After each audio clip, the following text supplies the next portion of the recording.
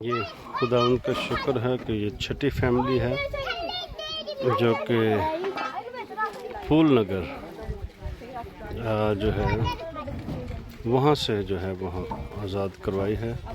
ये छठी फैमिली है और ये फ्री हैं, अब ये आज़ाद हैं।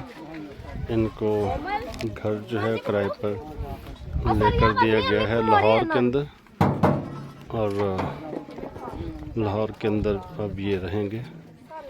और खुदा उनका शुक्र है कि ये 6 फैमिलियों का टारगेट था। 6 फैमिलियाँ जो हैं वो हमने कंप्लीट कर ली हैं by the grace of God.